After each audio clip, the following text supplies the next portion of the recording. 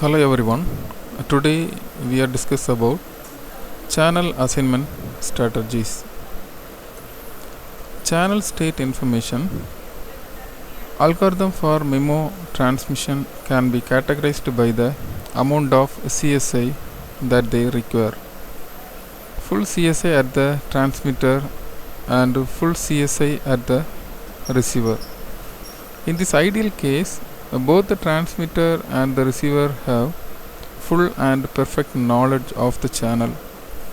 Result: in the highest possible capacity, however, it is difficult to obtain the full CSIT.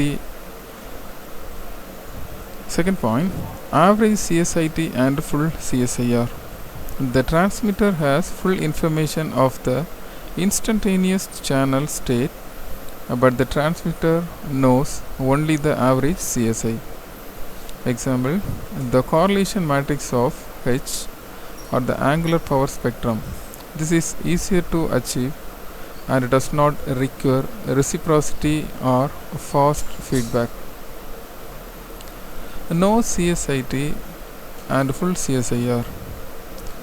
This is the case that can be achieved most easily without any feedback or calibration.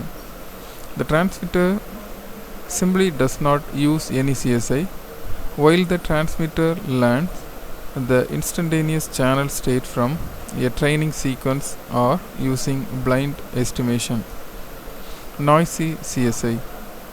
When we assume full CSI at the transmitter at the receiver, this implies that the receiver has learned the channel state perfectly.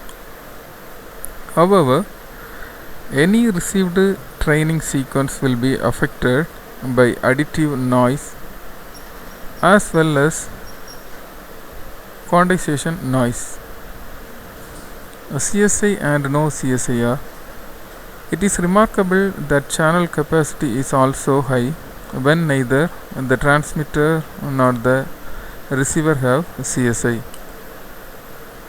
Capacity in non-fading channels. The first key step in understanding MIMO system is the derivation of the capacity equation for MIMO systems in non-fading channels, often known as Foschini's equations. Let us start with the capacity equation for normal single antenna additive wide Gaussian noise AWGN channel. The Shannon is equal to logarithm of 1 plus lambda h of modulation of square, where lambda is the SNR at the receiver and h is the normalized transfer function from the transmitter to the receiver. As we are for now dealing with the frequency flat case, the transfer function is just a scalar number. The key statement of this equation is that capacity increases only logarithmically with the SNR, so that boosting the transmit power is a highly ineffective way of increasing capacity. Consider now the MIMO case where the channel is represented by matrix.